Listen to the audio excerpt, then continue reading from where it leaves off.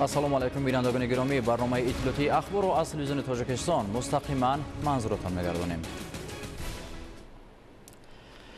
истиқлоли давлатӣ барои мардуми тоҷик неъмати муқаддасу бебаҳо ва дастоварди арзишманд ба ҳисоб меравад. маҳз бо шарофати истиқлоли давлатӣ ҷумҳурии Тоҷикистон дар арсаи ҷаҳонӣ нуфузу мавқеи шоистаро пайдо намуд. идомаи ин матлаб дар гузориши Иброҳим Назруллозода. истиқлолият калимаест ки миллатро ба ҷаҳониён муаррифӣ намуда шаъну шараф ва ҳуқуқу озодиҳои миллатро таъмин менамояд. имрӯз миллати мо аз он ифтихор дорад ки соҳиби давлати мустақил аст, яъне ба истиқлоли давлатӣ даст ёфтааст. давлати миллӣ ва соҳибихтиёри ҷумҳурии Тоҷикистонро таъсис додааст ки дар арсаи ҷомеаи ҷаҳонӣ мавқеи шоистаро пайдо кардааст. маврид ба таъкид аст ки бо шарофати истиқлолият муҳимтарин дастоварди мо дар ин давра таъмини сулҳу оромӣ, аз хатари нобудӣ наҷот додани давлатдории миллиамон ва аз парокандагӣ раҳо бахшидани миллатамон мебошад. бо туфайли истиқлоли давлатӣ мардуми меҳнатқарини тоҷик дар соҳаҳои гуногуни хоҷагии халқ аз ҷумла иқтисодиёт, маориф, фарҳанг, техникаву технология, энергетика, тиб, иҷтимоиёт ва самтҳои дигар ба дастовардҳои назаррас ноил гардида истодаанд. гуфтанд ба маврид аст ки баҳри рушду нумӯи созандагиву бунёдкорӣ, соҳибкорӣ дар шароити кунунӣ имкониятҳои фаровонро ба миён овард. сол аз сол дар сатҳи олӣ таҷдил гардидани рӯзи истиқлолияти давлатии ҷумҳурии Тоҷикистон ва ба ҷашни умумихалқӣ табдил ёфтан шаҳодати он аст ки мазмуну муҳтаво ва аҳамияти он чӣ қадар бузургу беҳамто гашта истодааст ки онро бояд ҳар кадоми мо қадршиносӣ намоем. аз ин лиҳоз мебояд ҳар як фарди солим қоидаву қонунҳоро риоя намуда ба касбу кори худ ва ба дараҷаи талаботи ҷаҳонӣ аз худ кардани тахассуси интихоб кардааш машғул шавад. барои беҳбудии зиндагии аҳли оила, таълиму тарбияи фарзандон, мутахассисони бо маҳорату донишманд ва шахсиятҳои хушодобу хушахлоқ созандагони сазовори ҳаёти ояндаи ҷомеа шудани он азму талош варзанд. бо шарофати истиқлолият ба дастовардҳои назарраси давлатӣ комёб шуда бошем ҳам дар марҳилаи мураккабу ҳассоси ҷаҳони имрӯза ба иттиҳоду якдилӣ, ваҳдати миллӣ, маърифату зиракии сиёсӣ, худшиносиву хештаногоҳӣ ва эҳсоси баланди ватандӯстиву ватандорӣ диққати аввалиндараҷа диҳем. иброҳим Назлузода, Баҳодур Ҳасанзода, Ахбор. 4 август соати 17:03 дар диҳаи зугванди ҷамоати деҳоти Зонги ноҳияи Ишкошим дар натиҷаи баланд шудани ҳарорати ҳаво сел омада ба хонаҳои истиқоматии сокинон зарар расонид. бар асари офати табиӣ хонаҳои истиқоматии деҳа зарар дида ҳолати фавт сабт нашудааст. дар маҷмӯъ дар диҳаи Зуванг 111 хоҷагӣ бо шумули 968 нафар истиқомат намуда масоҳати замини кишт 33 гектарро ташкил медиҳад. аз 14 гектар замини назди ҳавлигии сокинон 8 гектар замини зери кишти картошка қарор дошта пурра хароб гардид. инчунин дар натиҷаи ин ҳодисаи табиӣ зиёда аз 4 километр роҳи дорои аҳамияти байналмилалӣ дошта хароб гашт. дар доираи дастуру супоришҳои асосгузори сулҳу ваҳдати миллӣ пешвои миллат президенти ҷумҳурии Тоҷикистон муҳтарам Эмомалӣ Раҳмон бо мақсади фавран бартараф намудани офатҳои табиӣ комиссияҳо таъсис ёфта барои бартарафсозии паёмадҳои ин ҳодисаи нохуш техникаву механизмҳои зарурӣ ҷалб гардид. аҳолӣ аз офати табиӣ зарардида ва зери хавф қарор доштаи деҳа тибқи супориши ба ҷои бехавф кӯчонида шуд. ёдовар мешавем ки Зонг аз ҷамоатҳои дурдасти ноҳияи Ишкошим буда дорои 5 деҳа, 6000 аҳолӣ ва 600 хоҷагӣ мебошад. ин мавзеъ аз сатҳи бар дар баландии зиёда аз 2800 метр қарор дорад. кумитаи ҳолатҳои фавқулода ва мудофиаи гражданӣ назди ҳукумати ҷумҳурии Тоҷикистон бо истинод ба агентии обу ҳавошиносии мамлакат хабар медиҳад ки 6-7 август бинобар баланд шудани ҳарорати ҳаво ва бар асари он об шудани пиряхҳо дар баъзе ноҳияҳои тобеи ҷумҳурӣ, вилояти Суғд ва ноҳияҳои ғарби вилояти Мухтори Кӯҳистони Бадахшон хатари омадани сел боқӣ мемонад. бояд гуфт ки бинобар хатари баланд шудани сатҳи об дар дарёҳои кӯҳӣ ва доманакӯҳҳо резиши сангу ярч низ меафзояд. аз ин рӯ кумитаи ҳолатҳои фавқулода ва мудофиаи гражданӣ аз сокинон хоҳиш мекунад ки ҳангоми ҳаракат аз ағбаҳо, роҳҳои кӯҳӣ ва дар наздикии обанборҳо احتیاطکار باشند. حادثه آفت طبیعی در دهه زوونگ جماعت دهاتی زونگ ناحیه اشکوشم از روز 4 آگوست تخمینا ساعت 17:30 در نتیجه یک باره بلند شدن آب رودخانه دهه آغاز گردیده از لحظه نخستین سر زدن آفت طبیعی با سپارش به واسطه پرزیدنت جمهوری تاجیکستان پیشوای ملت محترم امامعلی رحمان با مقصد فوراً برطرف نمودن عاقبت آفت طبیعی کمیسیای ولایتی تأسیس داده شد و جهت برطرف سازی عاقبت‌های این حادثه ناخوش تکنیک و مکانیزم‌های ضروری سفربر کرده شدند. خود همان روز ستاد دائم عمل کننده ولایتی تأسیس داده شده. کارهای برطرف سازی عاقبت‌های آفت طبیعی با جلب تکنیک و مکانیزم‌های راهنگاهداری و رساندن کمک به عائله‌های ضرر دیده آغاز گردیده وضع به عمل آمده زیر توجه خاصه رهبری دولت قرار داده شده است. باید گفت که ساکنان دهه با خوراک گرم و شرایط خوب زیست و زندگانی تامین گردیده هر یک آنها به سروری دولت به حکومت جمهوری تاجیکستان برای دستگیری‌های پیوسته و غمخوری‌های بی‌نظیر عرض سپاس و منتداری صمیمی بیان نمودند. ما امید داریم از پیشوای ملت ما را به تنهایی نمیماند و این روزایی که سختی هستند دست خود را دراز میکنند دستگیر ما میکنند. تکنیک آمد کار کرده است این هم برطرف می شود.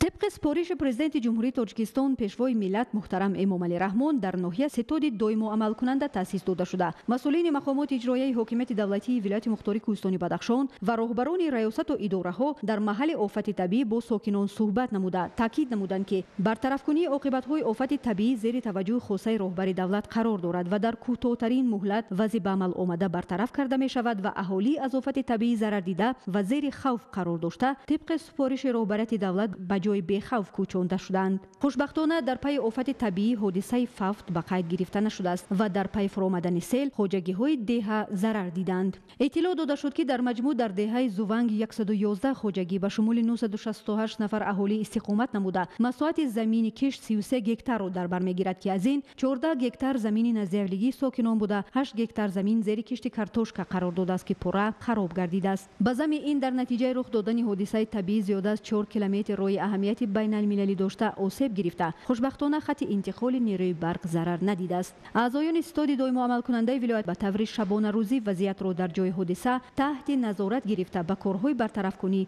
مشغول می باشند. در نتیجه یک باره گرم شدن باد و هوا سطح آب در مجرای دهه زوگوند جماعت دهات زونگ ناحیه اشکوشم بلند گردیده از مجرای مقرری بیرون برآمده به طرف دهه رخنه گردید. در نتیجه راه موشینگرد زمین‌های خواجگی کشاورزی و این چنین خواجگی‌ها ضرر دیدند. در جای حادثه گروه کاری کار کرده ایستاده است. تکنیک‌ها سفربر گردیدند. کارهای برطرف کنی ادامه دارند. ضرر از آفت طبیعی رسیده از طرف کمیسیای مقامات اجرایی مالی حکومت دولتی ولایت حساب و کتاب می‌گردد. در زمینه سیاست انسان پرورانه اساسگذار صلح و وحدت ملی پیشوای ملت پرزیدنت جمهوری تاجیکستان محترم امامعلی رحمان ضرردیدگان آفت طبیعی مرحله به مرحله از کمک پیشوای ملت برخوردار می‌گردند. الکی روز سیوم در محل آفت طبیعی کارهای برطرف سازی عاقبت آفت طبیعی ادامه دارد و اعضایان ستاد در زمینه دستور سپارش‌های سروری دولت فعالیتشان را من بعد نیز برآ خواهند ماند. یادآور می‌شویم که جماعت دهات زونگ ناحیه اشکوشم از جماعت‌های دوردست ناحیه بوده دارای 5 دهه 6000 نفر اهالی و 600 خواجگی می باشد و این موضع از سطح بر در بلندی زیاده از 2800 متر قرار دارد. تاج‌نسای فیض‌الله بیگ، مبارک شاه رستم، ناحیه اشکوشم، اخبار. ادامه برنامه اخبار. تاریخ و تمدن و عنعنه‌های ملی خلق تاجیک در زمان استقلال دولتی جمهوری تاجیکستان احیا گردیده امروز به یک جزء مهم متحد کننده جامعه جهان تبدیل یافته است.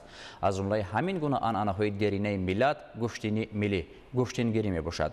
اینک در شهر دوشنبه اولین چمپیونات جهان اوید به گوشتنی ملی گوشتنگیری دایر می گردد که اشتراک نمایندگان این رشته ورزش از 60 دولت جهان در نظر است.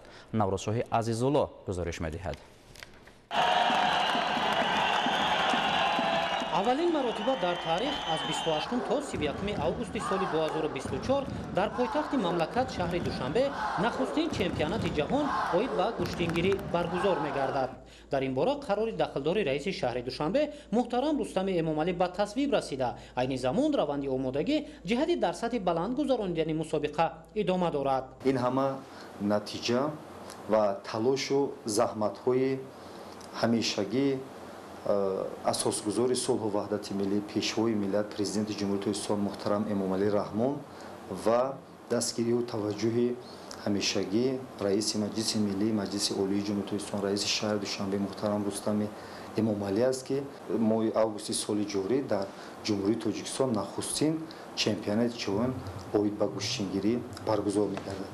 бо таваҷҷӯҳ ва дастгирию талошҳои ҳамешагии раиси шаҳри Душанбе муҳтарам Рустами Эмомалӣ таи чанд соли охир 5 мусобиқаи сатҳи байналмилалӣ барои дарёфти ҷоми раиси шаҳри Душанбе, якумин мусобиқаи байналмилалӣ барои дарёфти ҷоми президенти ҷумҳурии Тоҷикистон оид ба куштингирӣ ва нахустин чемпионати Осиё оид ба куштингирӣ дар шаҳри Душанбе баргузор гардид ва таваҷҷӯҳу иштироки бештари варзишгарони хориҷӣ дар ин чорабинӣ гувоҳи возеҳи он аст ки куштингирӣ тавонист ки қаламрави худро васеъ намояд ва мақоми байналмилалиро соҳиб гардад. чемпионати ҷаҳон оид ба куштингирӣ дар қасри теннис ва маҷмӯаи варзиши обии шаҳри Душанбе доир хоҳад шуд ва ҳоло корҳои омодагӣ аз рӯи нақша мувофиқ ба талаботи байналмилалӣ ба роҳ монда шудааст.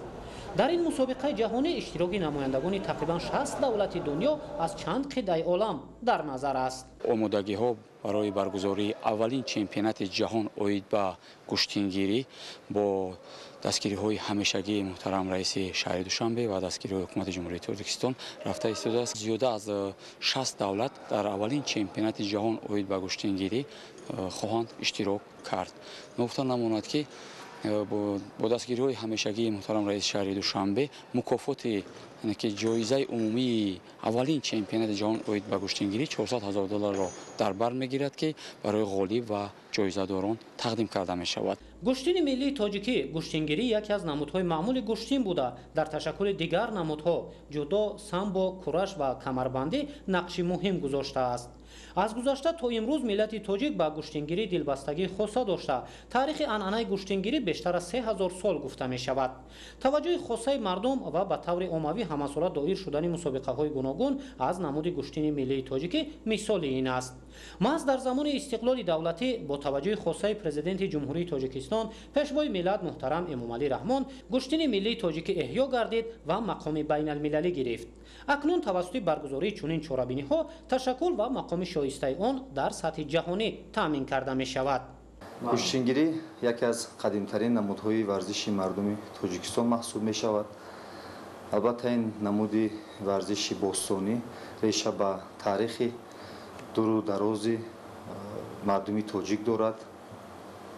бахусус дар чанд соли охир теъдоди мусобиқаҳои дохилӣ ва байналмилалӣ дар пойтахти аз замон шаҳри Душанбе баргузор мешаванд ки ҳама аз таваҷҷӯҳи давлату ҳукумати ҷумҳурии Тоҷикистон ба ин намуди варзиши миллӣ варзиши куштингирӣ мебошад. ба дастгириву талошҳои раиси шаҳри Душанбе муҳтарам Рустами Эмомалӣ таи чанд соли охир дар пойтахти замон шаҳри Душанбе чандин чемпионату мусобиқаҳои байналмилалӣ баргузор гардиданд.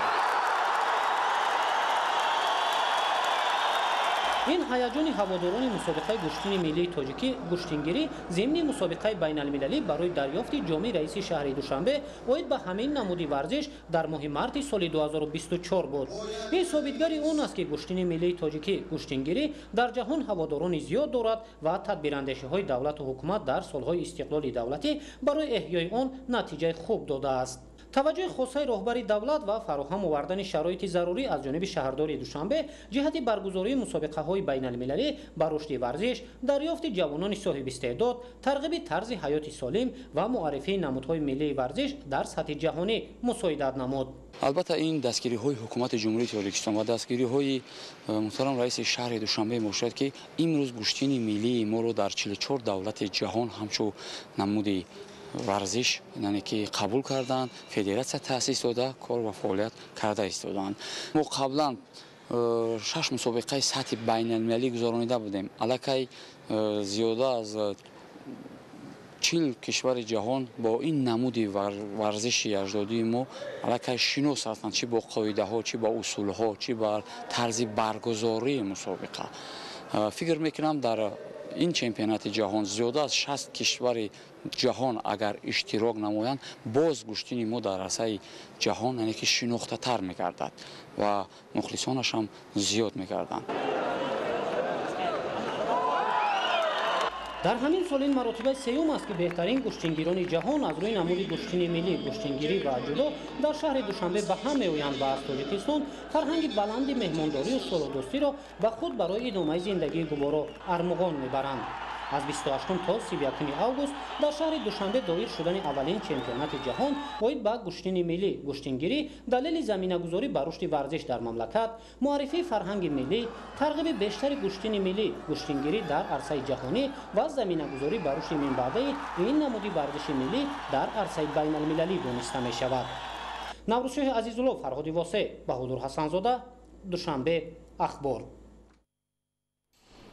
استقلال دولتی عامل اساسی رشد منظم تمام ساحه‌ها به حساب می‌رود. دوام سال‌های صاحب استقلالی مردم تاجیک با جانبداری عمیق از سیاست سازنده پیشوای ملت پرزیدنت جمهوری تاجیکستان محترم امامعلی رحمان با دستاوردهای بی‌سابقه نائل گردیده تاجیکستان مقدس را در عرصه جهانی چون دولت صاحب اختیار و دارای تاریخ و فرهنگ بای و قدیمه معرفی نمودند. در دایره تشبس‌های آبادانی دوام چند سال آخر در کوچه و محله‌های شهر دوشنبه میدانچه‌های ورزشی و بازی کودکانه ساخته به استفاده داده شد که در ترغیب طرز حیات سالم و عمومی گردانی آن بین اهالی زمینه مساعد فراهم آورد. گزارش قمرالدین حسین زاده. استقلالیت دولتی عامل اساسی رشد منتظم تمام ساحه‌های مملکت ما میباشد. مردم خردمند و دوراندیش تاجیک با زحمت و تلاش‌های پیوسته خود موفق و کامیابند. ثمره جهد و پیوسته آنها رشد باثبات کشور است. ساکنان ناحیه اسماعیل سامانی شهر دوشنبه با مقصد استقبال با شکوه جشن استقلالیت دولتی کارهای آبادانی و سازندگی را در حدود ناحیه انجام می‌دهند. با مقصد عملی گردانیدن رشد و انکشاف ورزش و عمومی گردانیدن ورزش در میدانچه‌های ورزشی کودکان، نورسان و جوانان به مسابقه‌های ورزشی وابسته هستند. از سال 2017 این جانب میدانچه‌های ورزشی ساخته شده‌اند که امروز آنها تعمیر طلب میباشند. در همین اساس الکی امروز در خیابان رودکی 91 میدانچه ورزشی با طرح زمانوی از جانب دانشگاه ملی تاجیکستان از تعمیر جاری پورا برآورده شد و امروز جوانان میتوانند که با مسابقه‌های ورزشی با مشق‌های پگاه روزی البته که در این میدانچه فرا گرفته شوند و البته در همین زمین نیز امروز در ناحیه اسماعیل سامانی پورا جوانان، نورسان و ساکنان همه روزه روزهای شنبه با مشق‌های پگاه روزی فرا گرفته میشوند که این هم باشد به خاطر سلامتی جوانان، به خاطر باز هم تقویت بخشیدن رشد ورزش البته که زمینه گذاری کرده می شود. در دایره دستور هدایت های پرزیدنت جمهوری تاجیکستان محترم امامعلی رحمان با مقصد عمومی گردانی ورزش میان اهالی و تشکل طرز حیات سالم در ناحیه اسماعیل سامانی شهر دوشنبه میدانچه های ورزشی بنیاد و از نوسازی گردیدند. در خیابان رودکی 191 و بازی برای کودکان از جانب دانشگاه ملی تاجیکستان تامین و از نوسازی شده است. میدانچه ورزشی با شرایط مساعد برای مشغول شدن به نمودهای گوناگون ورزش و جلب بیشتر نورسان و جوانان و مشق و تمرین‌های ورزشی زمینه سودمند است. کارمندان مؤسسه دولتی ریاست کار با محله‌ها و خدمترسانی فوند منزلی و کمونالی نزد مقامات اجرایی حاکمیت دولتی ناحیه اسماعیل سامانی پایتخت برای تازگی و آبادانی میدانچه‌های ورزشی حدود ناحیه مسئول بوده پیوسته بر آن جهت میکنند که این میدانچه‌ها تازه و آزاده باشند. اما فراموش نباید کرد که هر یک ساکن شهر در آبادانی و تازگی و نگهداری میدانچه‌های ورزشی که برای سلامتی آنها بنیاد شده است نیز низ масъулият доранд. раванди тадбирҳои ободониву созандагӣ ба пешвози арзанда аз ҷашни бузурги 35-солагии истиқлолияти давлатӣ пайваста дар пойтахти кишвар идома дорад. чунин иқдом дар кӯчаи шевченкои назди бинои истиқоматии 115 аз ҷониби кумитаи давлатии сармоягузорӣ ва идораи амволи давлатии ҷумҳурии тоҷикистон роҳандозӣ шудааст. дар кӯчаи мазкур майдончаи варзишӣ ва бозиҳои кӯдакону наврасон мавриди истифодаи сокинон қарор дорад ки шаҳодат аз ғамхорию дастгириҳои асосгузори сулҳу ваҳдати миллӣ пешвои миллат президенти ҷумҳурии тоҷикистон муҳтарам эмомалӣ раҳмон мебошад. иқдоми мазкур барои тарғиби тарзи ҳаёти солим ва оммавигардонии варзиш заминаҳои устувор фароҳам меорад.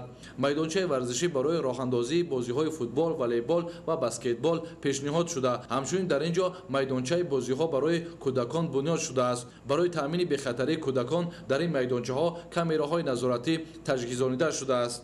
барои истироҳати сокинони маҳал 8 нишастгоҳ ва 2 адад айвонча сохта ба истифода дода шудааст. барои бозии кӯдакон, истироҳати сокинон ва ба варзиш машғул гардидани онҳо таҷҳизоти истироҳатӣ ва барои бозии кӯдакон пешниҳодшуда насб гардидааст. бо бунёд гардидани чунин майдончаҳои варзишӣ дар шаҳраку маҳаллаҳои ноҳияи исмоили сомонии шаҳри душанбе дар баробари муҳайё гардидани шароити мусоид барои истироҳату фароғати сокинон ба варзиш машғул гардидани наврасону ҷавонон ва бозию шодмониҳои кӯдакон ҳар канори пойтахт ободу зебо мешавад. ин иқдом аз ҳадафу бунёдкории ҳукумати ҷумҳурии тоҷикистон дар самти ободониву созандагӣ дар пойтахти мамлакат шаҳри гулбадомони душанбе гувоҳӣ медиҳад. бинандагони гиромӣ, дар ҳамин ҷо барномаи ахбор ба анҷом мерасад. муваффақу хонобод бимонед.